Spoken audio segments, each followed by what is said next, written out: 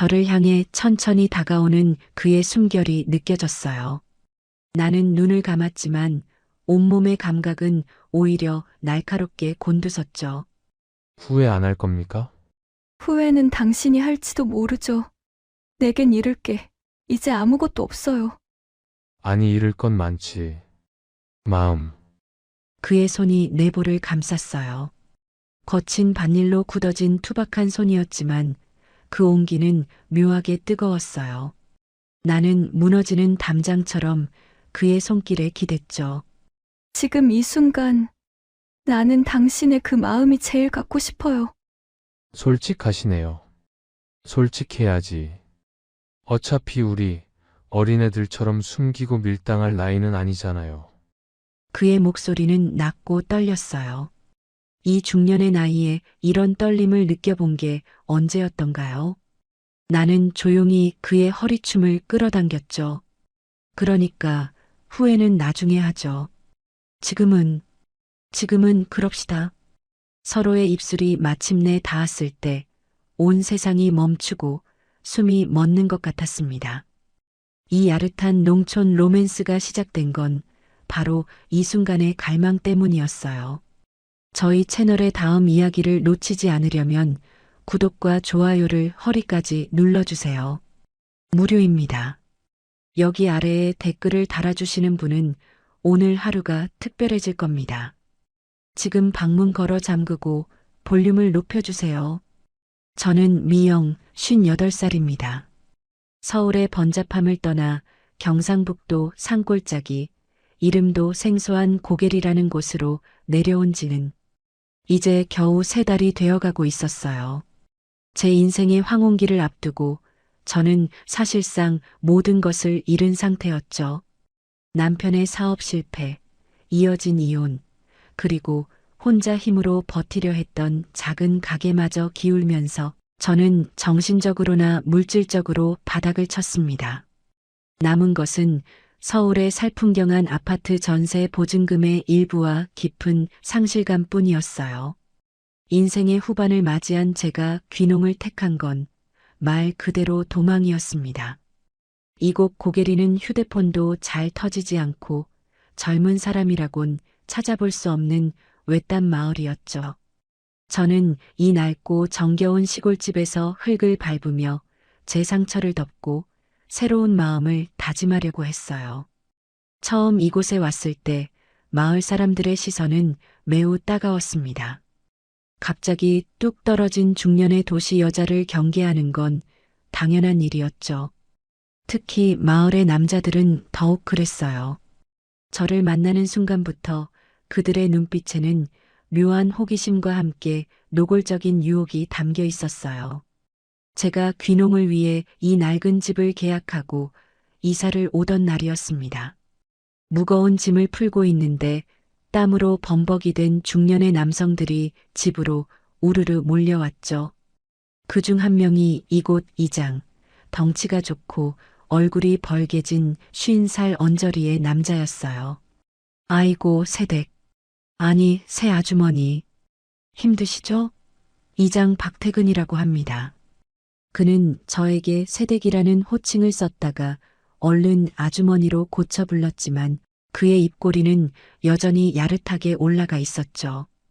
그 옆에는 이혼남이라 소문난 정비사 아저씨, 그리고 늘 술 냄새를 풍기는 퇴직한 공무원 아저씨까지 온갖 남자들이 저를 에워쌌어요.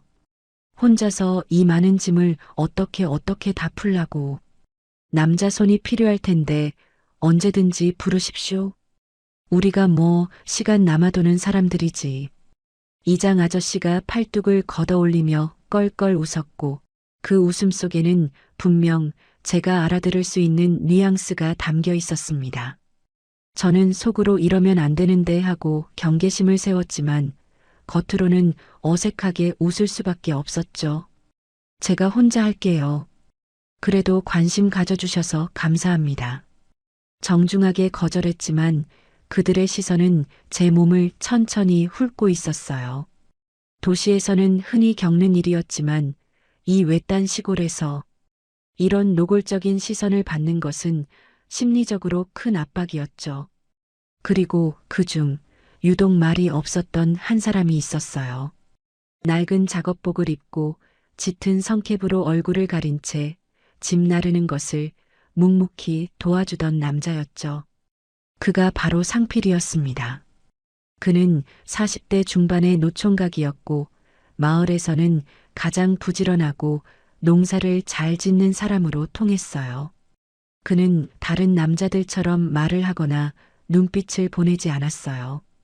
그저 묵묵히 힘든 짐을 들어 나를 뿐이었죠. 저기 정말 고맙습니다. 혹시 성함이 어떻게 되세요? 제가 물었을 때 그는 성캡을 살짝 들어 올렸어요. 땀으로 젖은 얼굴은 투박했지만 그의 눈빛은 맑고 순수해 보였죠. 이웃에 사는 상필입니다. 김상필? 뭐 할 일 없어서 거드는 겁니다. 그의 말투는 어딘가 서툴렀지만 그 순수함이 오히려 제 경계심을 조금은 무너뜨리는 것 같았습니다. 그날 저는 다른 중년 남자들의 끈적한 유혹 속에서 유일하게 상필에게서 작은 위안을 얻었던 것 같아요. 그때만 해도 저는 몰랐습니다. 제가 결국 그 수많은 유혹들을 뒤로하고 이 투박하고 순박한 노총각을 선택하게 될 줄은. 속직히 거대한 그 크기와 매번 계속 서 있는 그것? 그리고 그 선택이 제 인생의 마지막 페이지를 가장 격렬하고 뜻밖의 로맨스로 장식하게 될 줄은 말입니다. 그날 밤 저는 낯선 시골의 적막함 속에서 깊은 외로움을 느꼈어요. 도시의 소음 대신 들리는 건 풀벌레 소리뿐이었죠. 낡은 집의 창문으로 들어오는 달빛 아래 저는 상실과 고독이라는 그림자 속에서 새로운 삶을 갈망하고 있었습니다. 제가 과연 이곳에서 마음을 다잡고 재기할 수 있을까요? 아니면 이 외로운 중년의 제가 이 유혹 가득한 시골 남자들의 틈바구니에서 길을 잃게 될까요? 이 모든 것이 두렵고 기대되는 심정이었습니다. 이러면 안 되는데 저는 이미 외로움에 목마른 상태였어요. 고게리에서의 생활은 고단하면서도 묘하게 평온했어요. 중년의 저는 서둘러 잊고 싶었던 도시의 기억들을 흙먼지 속에 묻으려 애썼죠. 농사일은 예상보다 훨씬 힘들었어요. 괭이질 한 번에 허리가 뻐근했고 삽질 몇 번에 손바닥에는 물집이 잡혔습니다. 하지만 그 육체적인 고통이 오히려 제 심장의 응어리를 풀어주는 것 같기도 했어요. 저는 땀에 젖어 하루를 마감하고 깊은 잠에 빠지는 그 단순함 속에서 안정을 찾아가고 있었죠. 문제는 마을 남자들의 끈질긴 관심이었어요. 특히 이장 박태근인지 겁나 큰 거근 인지 거의 매일 저의 낡은 집을 기웃거렸죠. 그는 마을 회관에 가야 한다느니 농자재를 빌려줘야 한다느니 하는 핑계를 대며 저를 만나려 했어요. 미영 아주머니, 박고랑은 그렇게 하는 게 아니지. 허리 다 상해요. 내가 이장인데 이럴 때 도와줘야 쓰지. 이장은 늘 친절을 가장했지만 그의 시선은 언제나 제 목덜미나 허벅지를 노골적으로 훑었어요. 한 번은 농사일을 하다가 잠시 땀을 식히는데 이장이 제 옆에 털썩 앉더니 낮은 목소리로 속삭였죠. 아주머니, 밭일이 힘든 게 아니고 밤이 외로운 게 힘든 겁니다. 도시 생활 접고 여기 와서 그런 거 다 끊고 살 수는 없을 텐데. 중년이라는 게 원래 그런 거 아닙니까? 저는 얼굴이 확 달아올랐습니다. 이장님, 무슨 말씀을 그렇게 해. 에이, 뭘 또 부끄러워하고 그래요. 사람이 사는 게 다 거기서 거깁니다. 나도 혼자 산 지 꽤 됐고, 아주머니도 혼자시죠? 둘이서 뭐 숨기고 살 것 뭐 있나요? 요즘 세상에. 그는 마치 제가 이미 그의 유혹에 넘어온 것처럼 이야기했어요.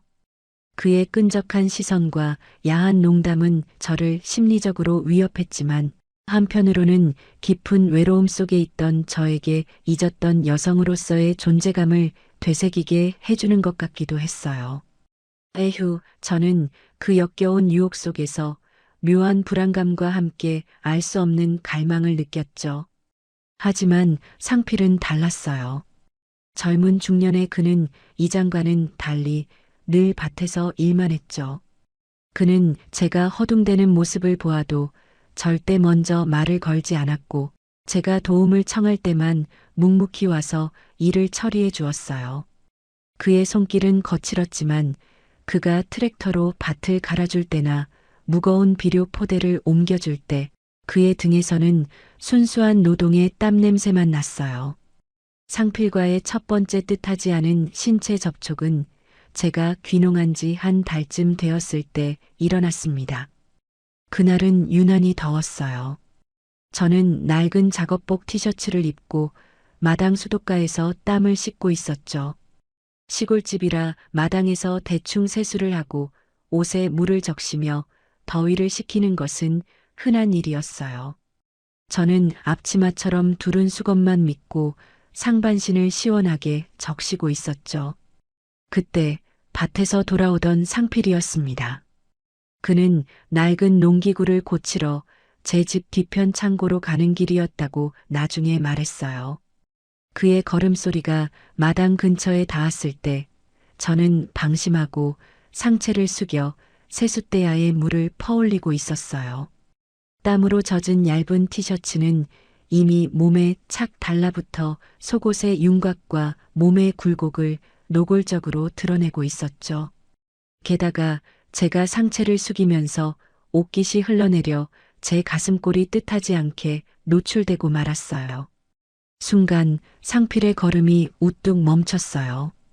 저는 그의 멈춘 발소리를 듣고서야 무언가 잘못되었음을 깨달았습니다. 저는 황급히 몸을 돌려 수건으로 상체를 가렸지만 이미 늦은 후였어요. 그의 시선은 찰나의 순간 제가 천천히 노출했던 그 부분에 박혀 있었습니다. 그의 얼굴은 땀과 흙으로 얼룩져 있었지만 귀 끝까지 새빨갛게 물들어 있었고 뭔가 쑥 올라온 듯한 실루엣이 보였어요. 그는 당황해서 어쩔 줄 몰라 하는 젊은 중년의 모습이었습니다.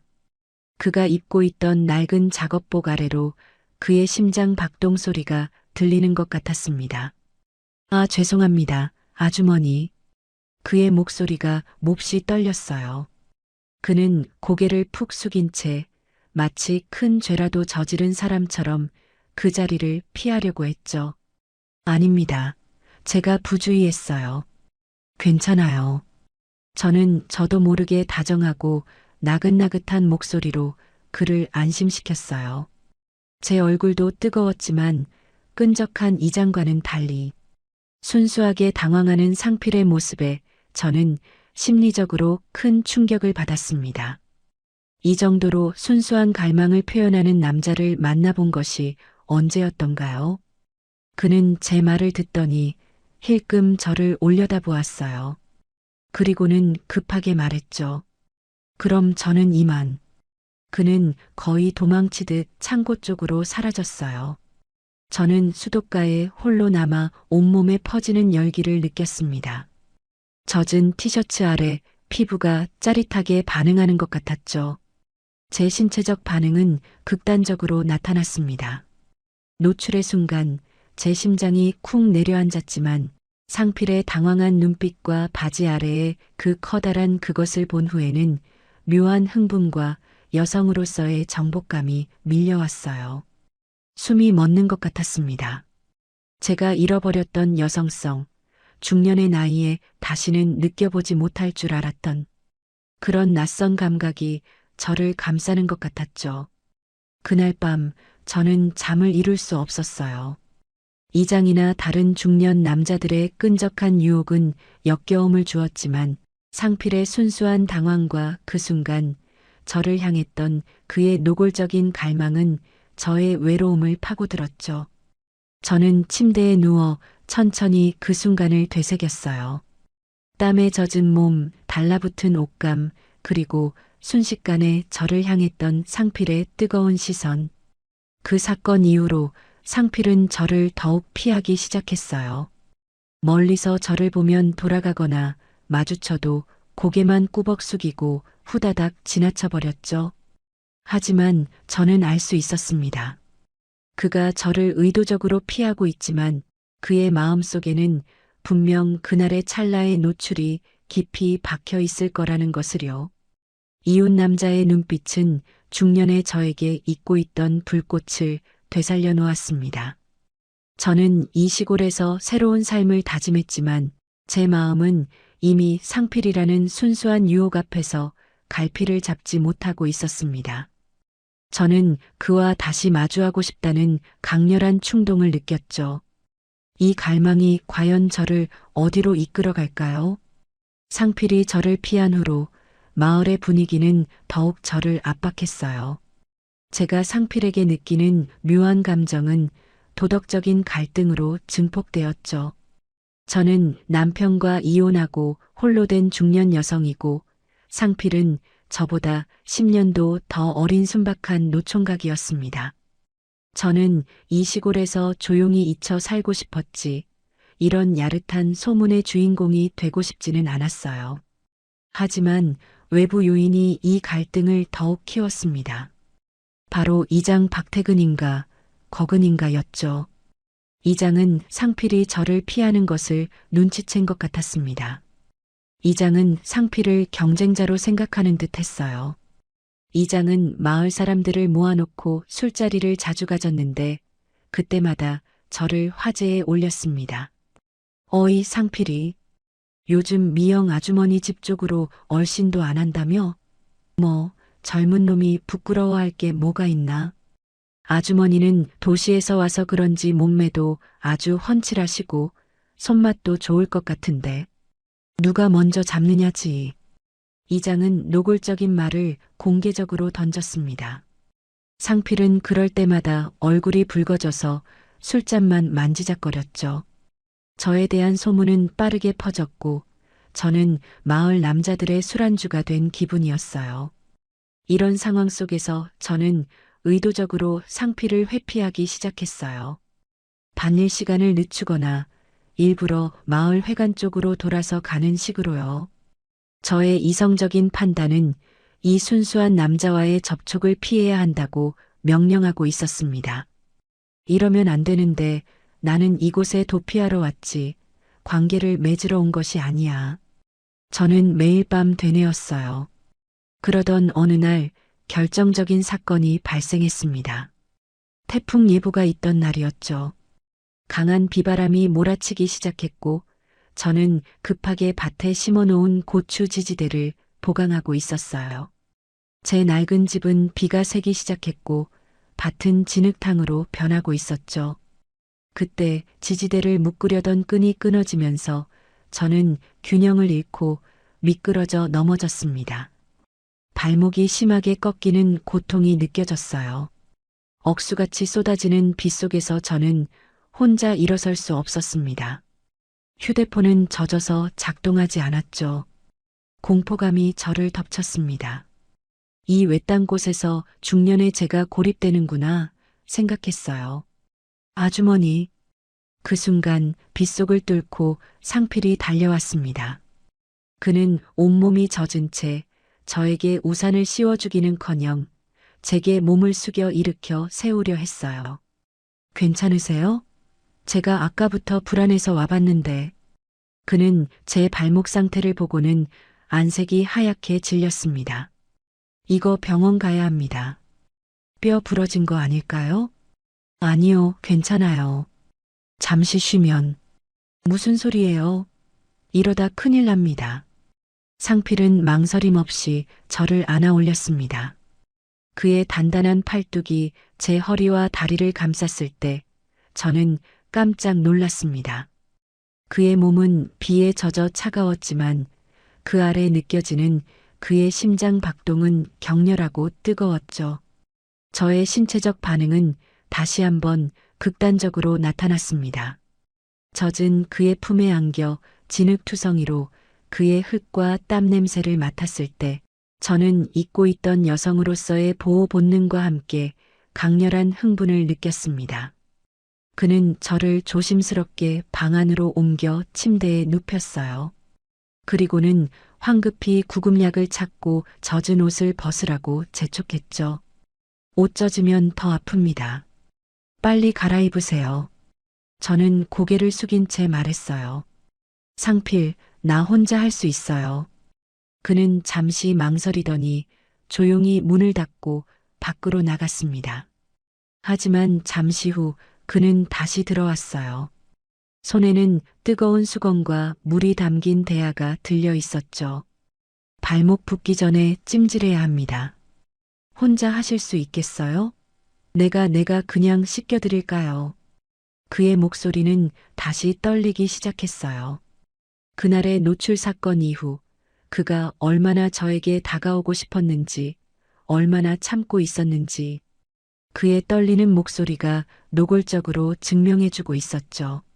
저는 그에게 몸을 맡겨야 한다는 도덕적 갈등에 휩싸였지만 발목의 고통과 외로움, 그리고 그의 순수한 갈망이 뒤섞여 결국 저는 침묵으로 동의했습니다. 네, 부탁해요. 그는 조심스럽게 제 젖은 양말과 바짓단을 걷어 올렸습니다. 그의 거친 손이 제 부드러운 발목에 닿았을 때 온몸에 전기가 오르는 듯 했어요. 그는 천천히 그리고 조심스럽게 제 발목을 마사지했어요. 통증보다는 그의 손길에서 느껴지는 뜨거운 감각이 더욱 선명하게 다가왔죠. 아주머니 아니 미영. 그가 처음으로 제 이름을 불렀습니다.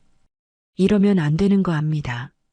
당신은 도시에서 온 귀한 분이고 나는 가진 것 하나 없는 시골 노총각이라서. 하지만 나는 당신이 이곳에 온 순간부터 계속 신경이 쓰였어요. 당신 눈빛이 너무 외로워 보여서. 그는 제 발목에서 손을 떼고 저의 눈을 정면으로 바라봤습니다. 그의 눈빛은 맑았지만 그 속에 담긴 갈망은 폭풍우처럼 격렬했어요. 저도 압니다. 상필, 저도 당신에게서 묘한 위안을 느껴요. 다른 사람들과는 다른 순수한 진심 같은 거. 제가 이렇게 솔직하게 대답할 줄은 몰랐습니다. 그의 눈이 커졌어요. 그는 천천히 제 얼굴로 다가왔습니다. 그의 흙과 땀 냄새, 그리고 낯선 남자 향이 코끝을 간지럽혔어요. 우리의 거리는 좁혀졌고, 저는 그가 무슨 행동을 할지 알았지만 회피하지 않았습니다. 오히려 제 손을 뻗어 그의 젖은 뺨을 감싸 안았습니다. 그의 거친 수염이 제 손바닥에 느껴졌을 때 강렬한 긴장감이 온몸을 휘감았죠. 입술이 닿기 직전 그는 마지막으로 속삭였습니다. 내가 당신에게 상처를 주게 될까봐 두려워요.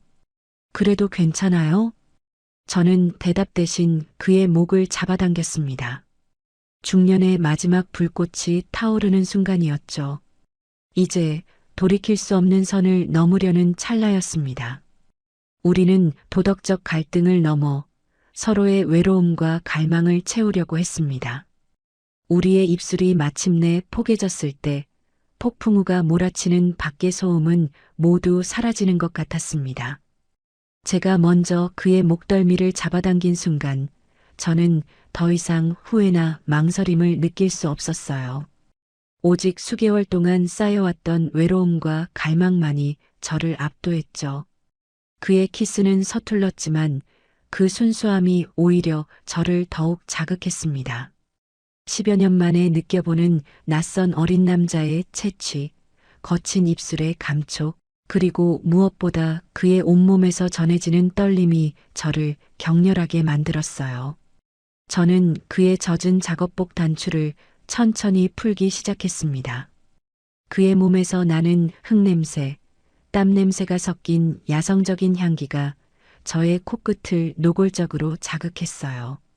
젊은 중년의 그는 근육이 단단했고 바닐로 다져진 몸은 뜨거운 열기를 뿜어내고 있었죠. 그의 손은 조심스러움을 잃지 않으려 했지만 그럴수록 그의 움직임은 더욱 격렬하고 감각적으로 변해갔습니다. 미영 괜찮아요? 그의 목소리는 완전히 갈라져 있었습니다. 괜찮아요. 지금은 당신만 생각해요. 저는 그의 질문에 대답하듯 그의 몸을 더욱 세게 끌어안았습니다. 저는 그를 원했고 이 외딴 시골에서 잊고 있던 여성으로서의 삶을 다시 느끼고 싶었어요. 그는 천천히 제 젖은 옷을 벗겨냈습니다. 옷이 피부에서 떨어져 나가는 감각 하나하나가 저에게는 너무나도 자극적이었죠. 비에 젖었던 옷이 사라지고 그가 제 몸을 완전히 마주했을 때 그의 눈빛은 순수함과 욕망이 뒤섞여 혼란스러워 보였어요. 당신 정말 예뻐요. 그가 진심으로 움츠렸습니다. 중년의 나이에 이런 찬사를 들어본 게 언제였던가요? 그의 시선은 제 몸을 감각적으로 훑었고 저는 몸에 퍼지는 열기를 숨길 수 없었습니다. 저는 그의 시선을 즐겼어요. 이것이 바로 제가 갈망했던 인간적인 접촉이었죠. 그의 거친 손이 저의 허리를 천천히 쓰다듬으며 올라왔습니다. 그의 손가락이 제 피부에 닿을 때마다 소름이 돋았고 저는 저도 모르게 신음했습니다. 그의 움직임은 조심스러웠지만 그 조심스러움이 오히려 긴장감을 극대화시켰죠. 그는 제 말에 복종하듯 자극하기 시작했어요. 그의 입술은 제 목덜미와 쇄골을 따라 내려오면서 잊었던 감각을 깨웠죠. 저는 그의 투박한 손길이 지나간 자리마다 불이 붙는 듯한 느낌을 받았습니다. 이 모든 과정은 잃었던 삶의 의미를 되찾는 듯한 의식 같았어요. 그의 품 안에서 저는 상실의 고통을 잊고 오직 현재의 감각에만 집중할 수 있었습니다. 숨이 멎는 것 같았습니다. 저는 밖의 폭풍우마저 잠잠해지는 것을 느꼈습니다. 그는 순수한 열정으로 저를 대했어요. 저는 그의 귀에 속삭이며 그를 더욱 부추겼죠. 상필, 이렇게 서툴러서야 어떻게 노총각으로 지냈어요? 내가 많이 가르쳐줘야겠네. 제 도발적인 말에 증명이라도 하듯 이 순박한 시골 남자에게 숨겨져 있던 야수적인 본능을 드러냈습니다. 저는 그에게 안긴 채 제 지난날의 모든 고통과 상실을 잊어버리려 했어요. 시간이 얼마나 흘렀는지 알 수 없었어요. 밖은 여전히 비바람이 몰아치고 있었지만 방 안은 우리의 체온으로 후끈 달아올라 있었습니다. 저는 그의 품에 안겨 가쁜 숨을 몰아쉬었죠. 이 순간이 끝나고 나니 저에게는 깊은 안도감과 함께 새로운 종류의 외로움이 밀려왔어요. 상필은 젖은 머리카락을 털며 저를 깊은 눈으로 바라봤습니다. 그의 눈에는 여전히 당황함과 죄책감, 그리고 저를 향한 걷잡을 수 없는 사랑이 뒤섞여 있었죠. 미영, 내가 너무 심했나요? 당신 아픈데.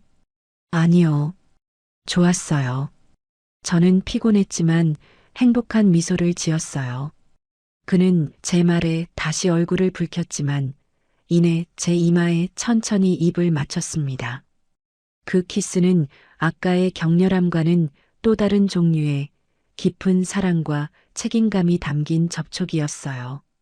우리는 그렇게 폭풍우가 지나가는 밤을 함께 보냈습니다. 저는 이 순박한 노총각 상필과 뜻밖의 격렬한 관계를 맺었지만 그 관계가 단순한 육체적인 만족을 넘어선 저의 상처받은 영혼을 치유하는 새로운 시작이 될 것임을 직감했습니다. 저는 이미 그에게 깊이 빠져들었어요. 상필과 저의 관계는 폭풍우가 지나간 뒤의 고요처럼 빠르게 일상으로 스며들었습니다. 발목을 다친 저는 상필의 도움 없이는 아무것도 할 수 없었죠.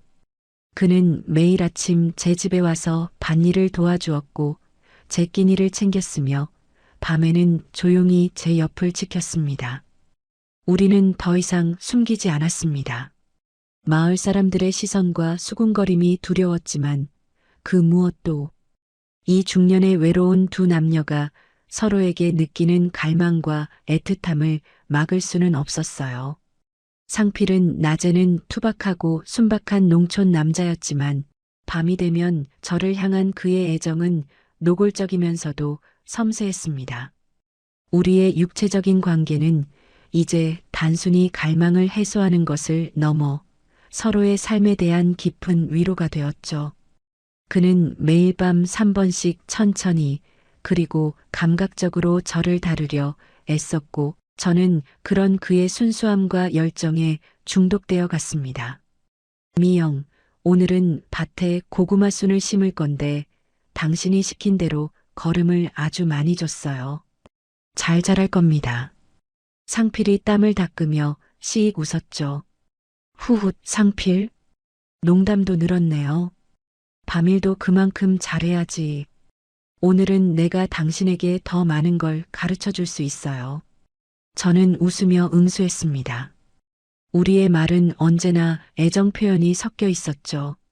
중년의 나이에 느끼는 이런 풋풋하면서도 농익은 로맨스는 저에게 잃었던 삶의 활력을 되찾아 주었어요. 저의 낡은 집은 상필의 온기로 가득 찼고 저는 비로소 이 외딴 시골에서 뿌리를 내릴 수 있을 것 같았습니다. 이장 박태근의 끈질긴 유혹은 상필 덕분에 자연스레 멀어졌어요. 이장은 상필과 저의 관계를 눈치챘고 질투와 불쾌함이 뒤섞인 눈빛으로 우리를 쳐다보았지만 더 이상 다가오지는 못했습니다. 상필은 묵묵히 저를 지켜주었고 저는 그의 뒤에서 안도감을 느꼈습니다. 그렇게 석 달이 더 흘렀습니다. 가을이 깊어지고 우리는 완벽하게 연인이 되어 시골 생활을 공유하고 있었어요. 저는 상필과 함께라면 이 외로운 삶을 끝내고 진정한 행복을 찾을 수 있을 거라고 믿었어요. 하지만 평온했던 관계의 일상화 속에서 예상치 못한 일이 저를 강타했습니다. 그날은 상필이 군청에 볼 일이 있어 아침 일찍 나갔고 저는 홀로 집을 지키고 있었어요. 발목도 거의 나아서 저는 집안을 정리하고 있었죠. 집은 낡았지만 상필이 이것저것 고쳐준 덕분에 살만했습니다. 저는 낡은 찬장을 정리하다가 찬장 깊숙한 곳에서 빛바랜 낡은 앨범 하나를 발견했습니다. 이 집은 제가 귀농하며 전 주인에게 인수한 집인데 전 주인이 이사 가면서 두고 간 물건 같았어요. 저는 무심코 앨범을 펼쳤습니다. 첫 페이지에는 흑백으로 찍힌 중년의 부부 사진이 있었어요. 그리고 다음 장, 또 다음 장을 넘기던 저는 손이 덜덜 떨리는 것을 느꼈습니다. 앨범 속의 사진들은 이 낡은 집에서 살았던 전 주인의 가족 사진이었는데 그 속에 낯익은 얼굴이 하나 있었기 때문이었죠. 한 사진 속에는 20살쯤 되어 보이는 상필이 서 있었습니다. 그는 환하게 웃으며 중년의 남녀에게 기대어 있었죠.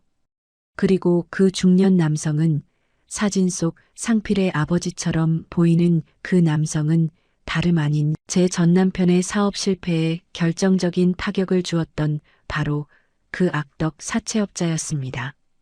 숨이 멎는 것 같았습니다. 저는 사진을 들여다보았습니다. 남자의 이름은 김태복.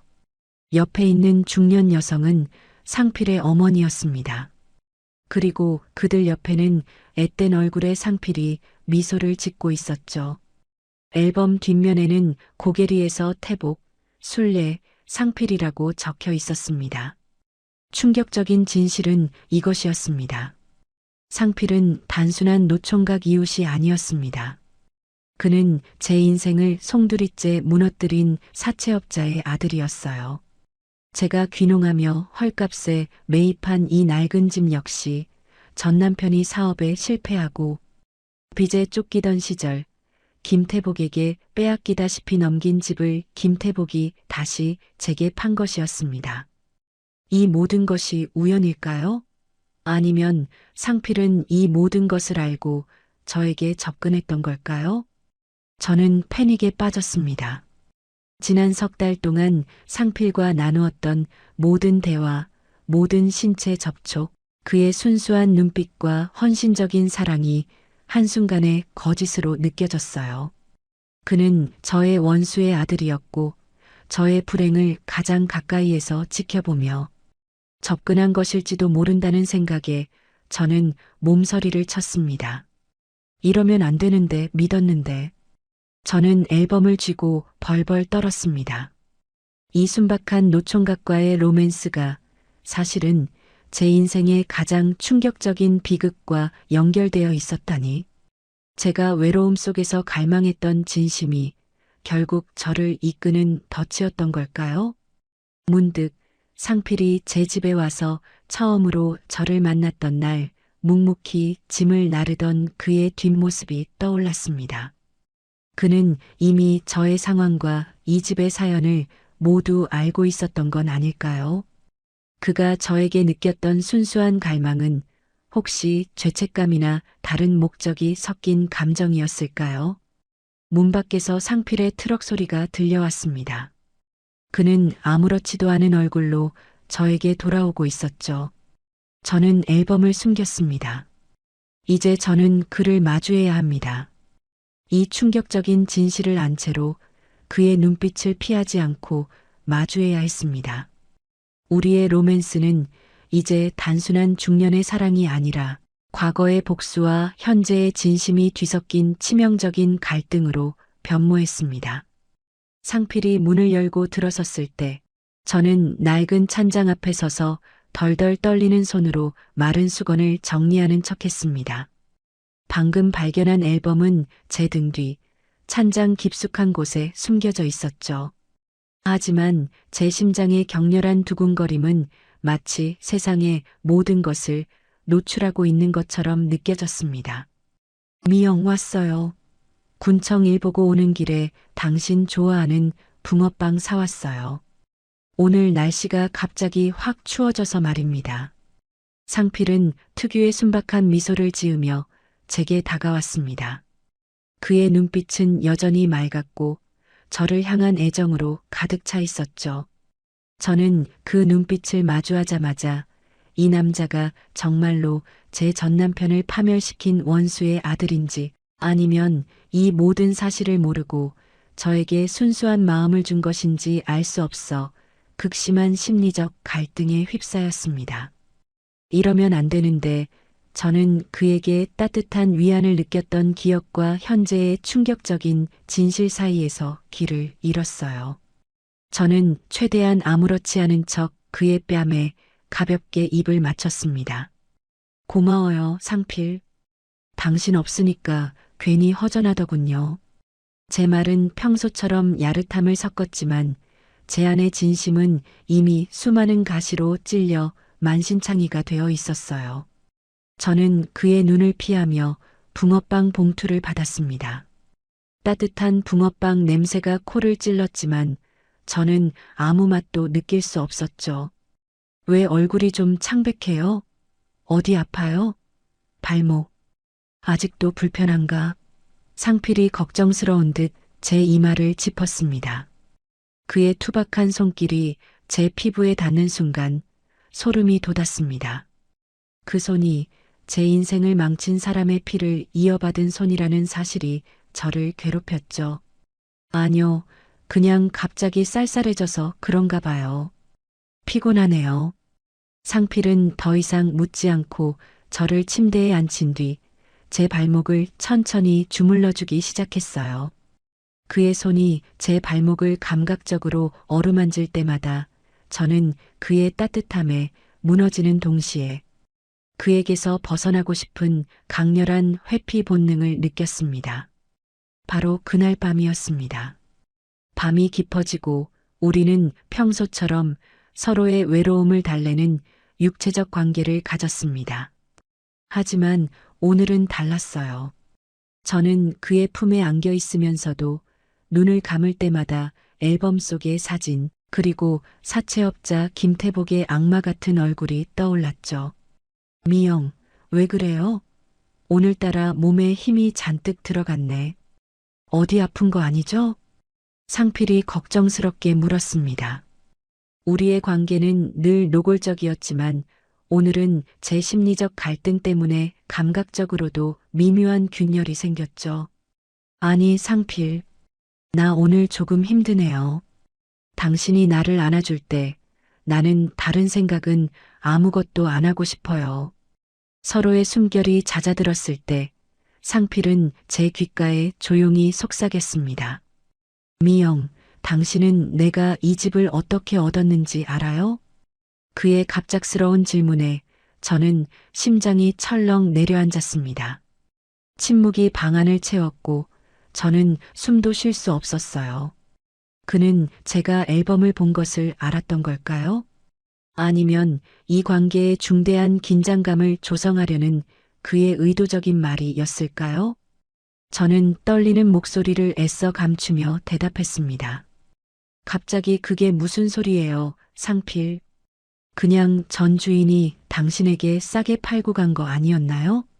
당신 아버지가 이 집을 가지고 있었다고 들었어요.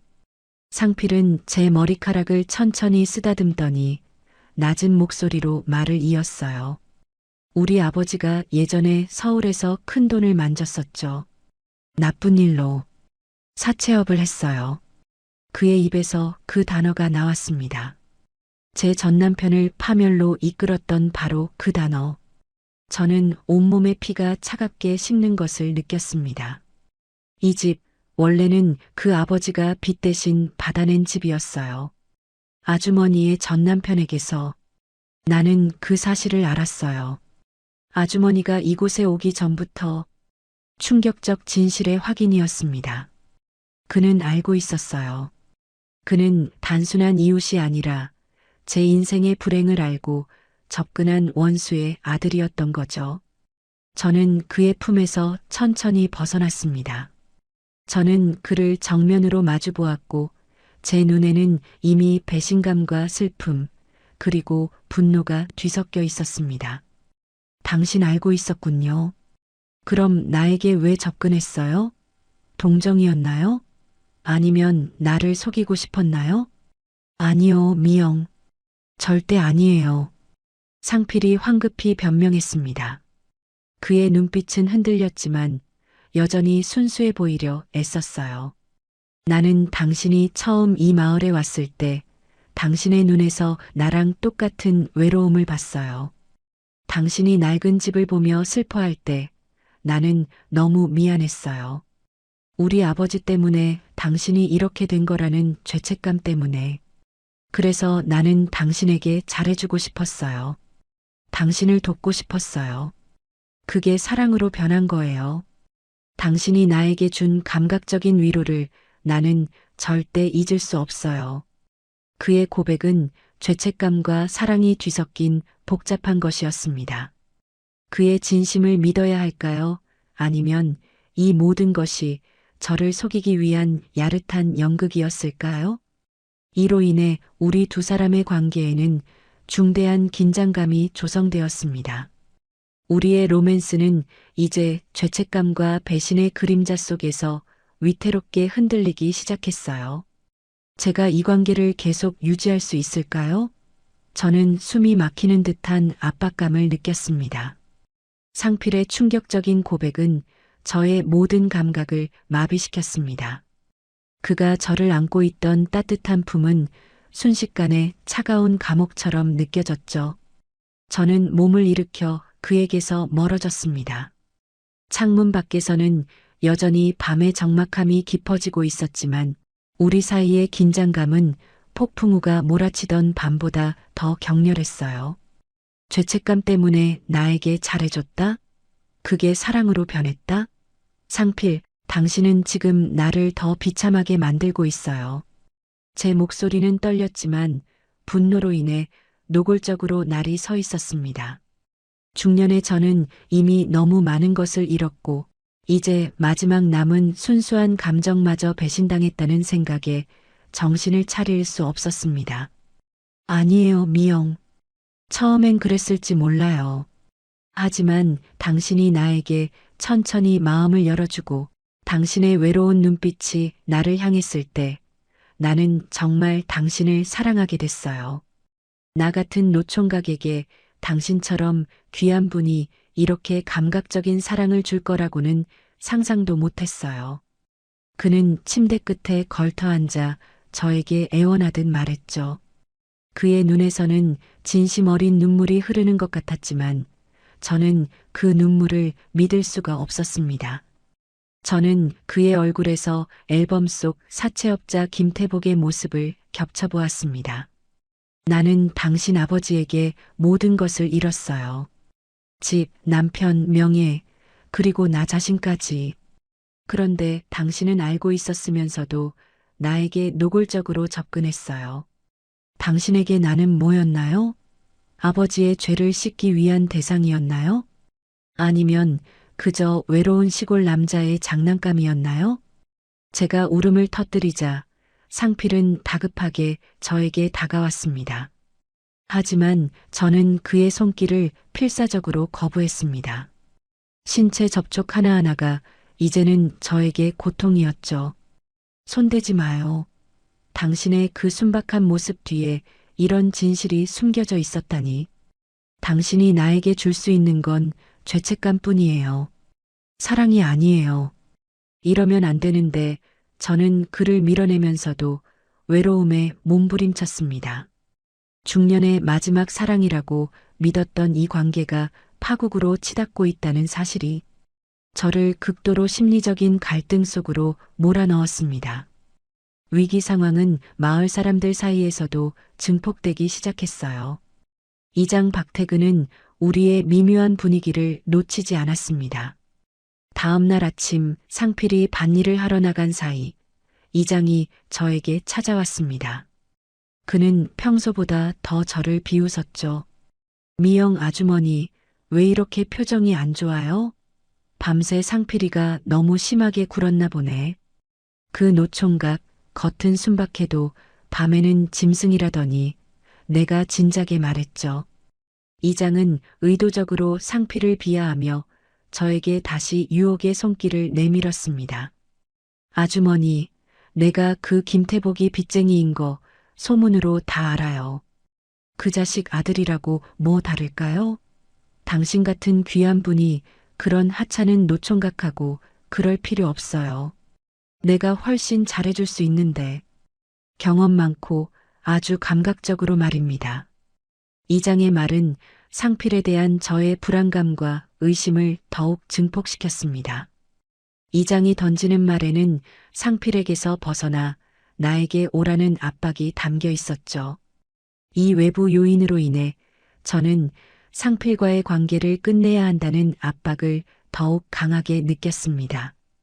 그날 저녁 상필이 다시 제 집에 왔을 때 저는 그에게 단호하게 말했습니다. 상필, 당신이 죄책감 때문에 나에게 접근한 건지 아니면 정말 사랑 때문이었는지 나는 이제 구분할 수 없어요. 그리고 나는 당신 아버지 때문에 고통받았다는 사실을 잊을 수 없어요. 이 관계는 이제 끝내야 할 것 같아요. 상필의 얼굴은 절망으로 일그러졌습니다. 그는 제 앞에 무릎을 꿇고 애원했죠. 미영, 제발. 나에게 기회를 줘요. 나는 당신을 잃을 수 없어요.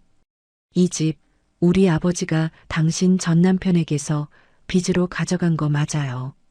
하지만 나는 이걸 당신에게 돌려주고 싶었어요. 내가 당신을 사랑한다는 증거로 이 집을 다시 당신 명의로 돌려줄게요. 제발 나를 떠나지 마세요. 그는 저를 껴안았고 저의 허리춤을 붙잡고 놓아주지 않았습니다. 저는 그의 품에서 벗어나려 했지만 그의 절절한 진심이 담긴 신체 접촉에 또다시 흔들렸습니다. 그의 땀과 흙 냄새가 섞인 채취는 여전히 저에게 거부할 수 없는 유혹이었죠. 당신이 이 집을 나에게 돌려준다고 해도 과거는 지워지지 않아요, 상필. 알아요. 하지만 나는 당신을 진심으로 원해요. 이 중년의 나이에 나는 당신을 만나 처음으로 행복했어요. 내가 당신을 사랑한다는 것을 증명할 시간을 줘요. 저는 그의 눈을 바라봤습니다. 그의 눈빛은 필사적이었고 저는 관계가 파국으로 치닫기 직전의 긴박한 순간 속에서 딜레마에 빠졌어요. 이 남자의 진심은 어디까지일까요? 제가 이 위험하고 복잡한 사랑을 계속해야 할까요? 저의 외로움과 상실감은 이 남자의 죄책감과 사랑이 뒤섞인 갈망을 받아들일 준비가 되어 있는 걸까요? 상필은 무릎 꿇은 채 저의 허리춤을 붙들고 놓아주지 않았습니다. 그의 눈물과 애원이 저의 차가워진 심장을 천천히 녹이는 것 같았죠. 저는 이 모든 진실에도 불구하고 여전히 상필이라는 남자의 순수함과 헌신적인 사랑을 갈망하고 있음을 인정해야 했습니다. 이러면 안 되는데 이성은 그를 밀어내라 명령했지만 중년의 외로움은 그를 붙잡으라 속삭였어요. 일어나요, 상필. 당신의 진심을 믿기에는 나에게 남은 상처가 너무 깊어요. 저는 그를 일으켜 세웠습니다. 그의 몸은 여전히 뜨거웠고 저에게 닿는 모든 신체 접촉은 강렬한 자극을 주었죠. 저는 그를 정면으로 마주 보았습니다. 당신 아버지가 나에게 무슨 짓을 했는지 당신은 영원히 모를 거예요. 그 고통이 당신을 밀어내게 만들어요. 당신이 나에게 이 집을 돌려준다고 해도 나는 당신을 계속 의심할 겁니다. 알아요, 미영. 나는 당신의 고통을 덜어줄 수만 있다면 뭐든 할 겁니다. 바로 그때 문 밖에서 시끄러운 고함 소리가 들렸습니다. 이장 박태근이 술에 취해 비틀거리며 제 집 문을 두드리고 있었죠. 김상필, 너 이 자식, 감히 이장인 나를 무시해? 너 같은 노총각이 미영 아주머니를 홀려서 이 마을을 더럽히는 꼴은 못 본다. 아주머니, 문 열어봐. 내가 당신에게 더 좋은 남편이 되어줄 수 있다니까. 이장의 만취한 고함이 밤의 정막을 깨뜨렸습니다. 상필은 격분하여 문 쪽으로 돌진하려 했죠. 저 자식이 감히 어디서. 상필, 가지 마요. 저는 그의 팔을 붙잡았습니다. 상필이 이장과 주먹 다짐을 한다면 저희 둘은 이 마을에서 영원히 외면당할 것이고 저의 귀농 생활은 완전히 끝날 것이었습니다. 상필은 제 손을 뿌리치고 문을 향해 걸어갔습니다. 하지만 문고리를 잡기 직전 그는 멈춰섰습니다.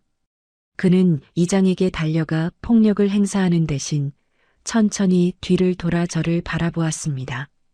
그의 눈빛에는 분노 대신 깊은 슬픔과 함께 저를 향한 헌신이 담겨 있었죠. 미영, 나는 당신의 평판을 더 이상 망치고 싶지 않아요. 저는 아버지가 당신에게 준 상처를 되풀이하고 싶지 않아요. 그는 다시 저에게 천천히 다가왔습니다. 그리고는 저를 껴안았습니다. 그 강렬한 신체 접촉 속에서 그는 밖에 이장에게 들리도록 큰 목소리로 외쳤습니다. 이장님, 들으세요. 나는 미영 아주머니를 진심으로 사랑합니다. 당신처럼 술에 취해 추잡한 소리나 하는 남자와는 달라요. 이 집은 이제 아주머니 겁니다. 나는 당신의 불순한 유혹으로부터 미영을 지킬 겁니다.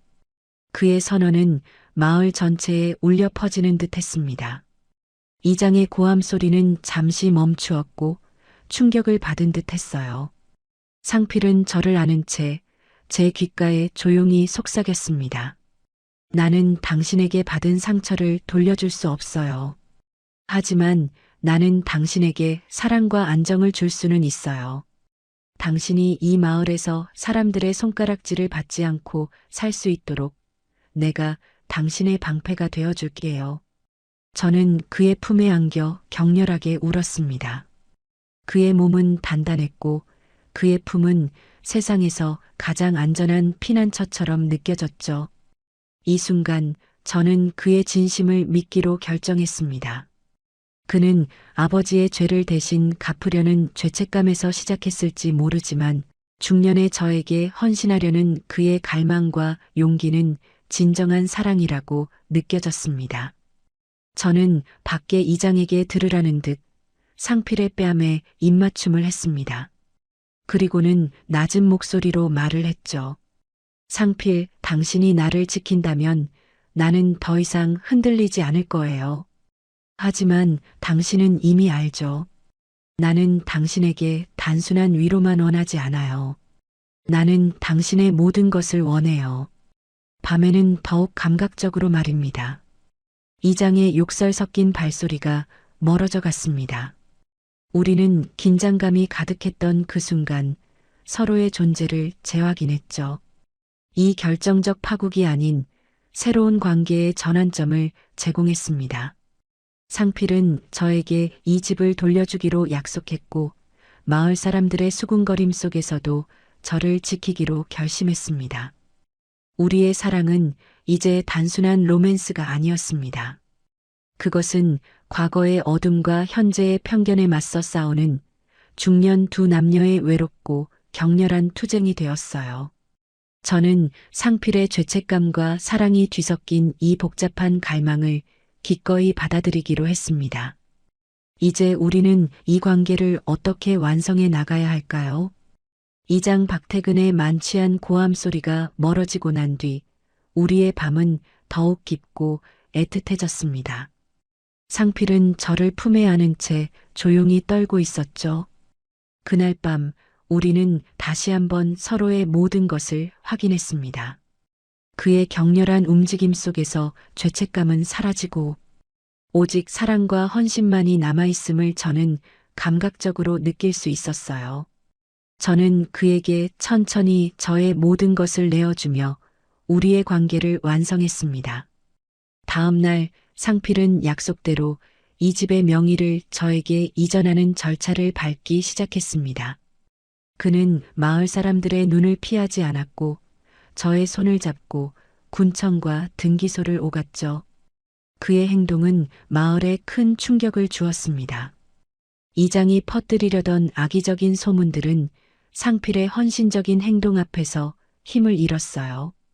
이 젊은 중년의 노총각이 도시에서 모든 것을 잃고 온 저라는 중년의 여자에게 아버지의 죄까지 짊어지고 사랑으로 헌신한다는 사실이 마을 사람들에게는 낯설면서도 깊은 인상을 주었죠. 저는 그 과정을 지켜보며 깊은 성찰에 잠겼습니다. 상필이 처음 저에게 접근했던 동기는 분명 복잡했습니다. 아버지의 죄책감, 외로움, 그리고 저를 향한 순수한 갈망이 뒤섞여 있었죠. 하지만 그가 이 모든 진실을 고백하고 자신의 모든 것을 걸고 저를 지키려 했을 때 그 복잡했던 감정들은 결국 순수한 사랑으로 승화되었습니다. 우리는 이제 떳떳하게 연인이 되었고 함께 밭일을 하고 저녁에는 서로의 외로움을 달래주는 일상을 보냈습니다. 마을 남자들의 끈적한 유혹은 완전히 사라졌고 이장은 더 이상 우리에게 접근하지 못했죠. 한 번은 상필이 제 곁에 누워 조용히 속삭였습니다. 미영, 당신을 만난 후로 나는 처음으로 세상 사는 재미를 알았어요. 아버지가 지은 죄 때문에 평생 혼자 살아야 할 줄 알았는데 당신이 나를 받아줬어요. 당신의 사랑이 나를 구원한 겁니다. 저는 그의 머리를 천천히 쓰다듬으며 말을 이어갔습니다. 상필, 당신도 나를 구원했어요. 나는 도시에서 모든 것을 잃었을 때 나 자신마저 잃은 줄 알았어요. 하지만 당신의 순수한 눈빛과 격렬한 애정이 내가 여전히 사랑받을 수 있는 중년의 여자라는 것을 깨닫게 해줬어요. 저는 그에게 받은 감각적인 위로를 평생 잊지 못할 겁니다. 우리 사이의 관계는 세상의 기준으로는 잘못되었을 수도 있어요. 원수의 아들과 피해자의 만남이었으니까요. 나이 차이도 있었고 마을의 시선도 곱지 않았죠. 하지만 우리는 서로를 진심으로 원했고 외로운 영혼들이 만나 뜨거운 행복을 찾았어요. 이 중년의 마지막 사랑 앞에서 저는 더 이상 과거의 상처에 얽매이지 않기로 결정했습니다. 결국 제가 이 고겔이라는 외딴 시골에 귀농한 것은 도피가 아니라 상필이라는 뜻밖의 운명을 만나기 위한 여정이었던 것 같아요. 세상의 기준으로는 잘못된 관계였지만 서로를 진심으로 원했고 행복했으니까요. 그것으로 충분했습니다. 저는 낡은 집의 마당에 앉아 트랙터를 몰고 밭을 가는 상필의 듬직한 뒷모습을 바라보았습니다.